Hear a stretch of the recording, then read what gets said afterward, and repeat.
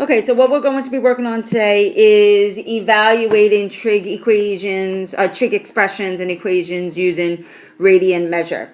So let's look at the try this. It says to change from radians to degrees. So remember to change from radians to degrees. Pi is equal to 180 degrees. All right, so let's take a look at the first one. I have 3 pi divided by 5. So that's going to be 3 times 180.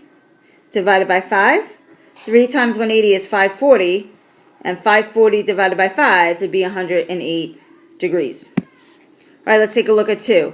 11 pi divided by 6. So that's 11 times 180 divided by 6. 11 times 180 is 1,980 divided by 6 is 330 degrees. All right, and last one, 5 pi divided by 9. That'd be 5 times 180 divided by 9. So 5 times 180 is 900. Divided by 9 would be 100 degrees. All right, so now when we're evaluating with radian measure, you can either change your radian measures to degrees like we did above, or you could put your calculator in radian mode and use the radian measure. So it's up to you. However, I like to change mine to degrees because I don't like to switch my calculator back and forth. And for the most part, probably 98% of what we're going to be doing in trigonometry, your calculator needs to be in degrees, or you would want it in degrees. So I don't normally like to change it back and forth, and that's usually because if I put it in radians, I usually forget to put it back into degrees. And then if I do another problem with trig and I needed it to be in degrees and then it's in radians, well, then it's going to be wrong.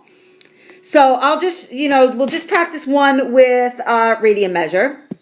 So take your calculator, hit the mode button on your calculator, and go down a couple. I think it's 3 down, and you want to change from degrees, put it back over into radians, hit enter. Okay, and then you could quit out of that. So if I want to evaluate cosine of pi over 4 radians, I would tell you hit cosine on your calculator, type in pi divided by 4, hit enter, and you get 0.7071. Now, it does say exact value, so that is not exact value because it's an irrational number. That is one of the values that you're supposed to know. So I'll just write them up here to refresh your memory. Remember, the square root of 3 over 2 is 0.8660. The square root of 2 over 2 is 0.7071. Square root of 3 over 3 is 0.5773. And the square root of 3 is 1.732. So when it says exact value, you cannot leave it in decimal form unless it's like 0.5 because that's a terminating decimal. So 0.7071 you have to write as the square root of 2 over 2. All right, so let's look at number 2. So what I'm going to do is I'm going to always change my radians to degrees. So all I do is I put right over the pi, I put 180. And just plug that into your calculator. So I want to plug in 7 times 180 and divide it by 6. And you get 210. So it's actually sine of 210. Now remember, we put our calculator into radians, so you're going to have to put it back into degrees now. So hit mode, take it out of radians, push it over to degrees, hit enter, and then quit out. Now you could type in sine of 210 degrees. You get negative 0.5, which is negative 1/2. Okay, so let's take a look at 3. Okay, so I have f of x, just using function notation, equals cosine 2x plus sine x, and I'm looking for f of pi over 2. That's radian measure here. So I'm going to change the pi to 180, turn it into degrees. So this is actually f of, in degrees, 90 degrees. So f of 90 degrees, remember wherever you see an x, you're going to plug in 90 now. Cosine 2 times 90 plus sine 90. So this actually becomes cosine. So it actually comes cosine of 180 degrees plus sine of 90 degrees. So plug into your calculator cosine of 180 degrees and you get negative 1. Plus, plug in your calculator sine 90 degrees, you get 1.